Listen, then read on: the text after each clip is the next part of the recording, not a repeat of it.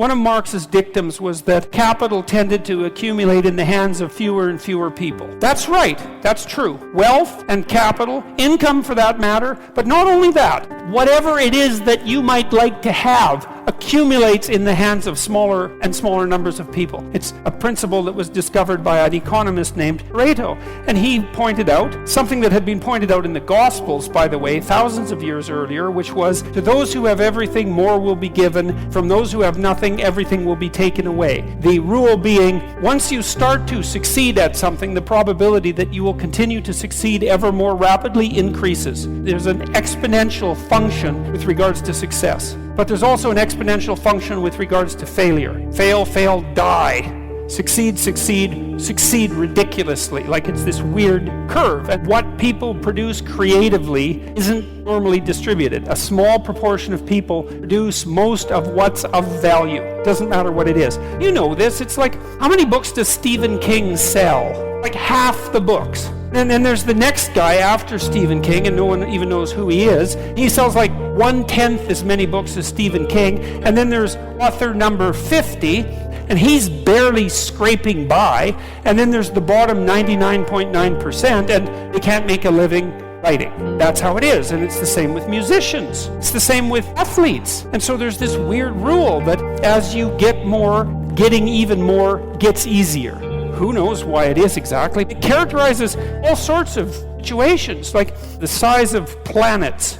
A small number of planets have almost all the mass. It characterizes stars the same way. It characterizes biomass in the Amazon jungle. It characterizes city size. A small percentage of cities have almost all the people. And then you go back 10,000 years, you look at a Paleolithic gravesite, and you see what people are buried with. And there's one guy, there's two guys there, he's just covered with gold, right? The gravesite is insanely rich, and everyone else has like a bone, and it's theirs. And so you analyze Paleolithic gravesites, you see exactly the same Pareto distribution. It's this unbelievably deep proclivity of resources to distribute themselves unequally. And you know this too because you play games like Monopoly. What happens when you play Monopoly? You all start out equal, and you all have an equal chance of winning because it's basically a game of chance. What happens inevitably is that some evil capitalist ends up with all the money and all the hotels and all the houses and just like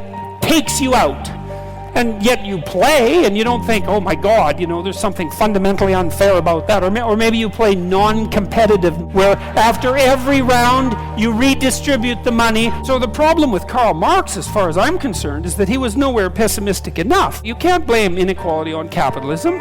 In fact, capitalism is pretty good at ameliorating inequality. One of the things you can say about capitalism and about private property and about the idea that people have a right to what they earn and a right to what they own is that it's pretty damn good at generating wealth.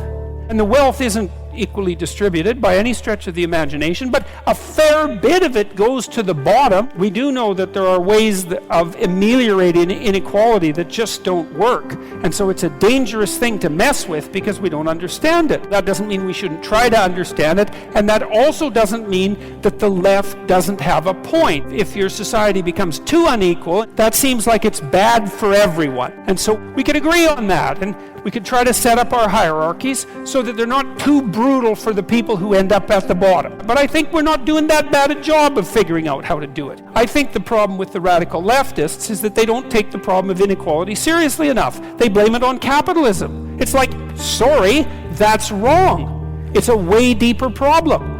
It wasn't capitalism that produced inequality of gravesite wealth distribution in Paleolithic Europe 10,000 years ago. And it's not capitalism that makes some stars have all the mass, right?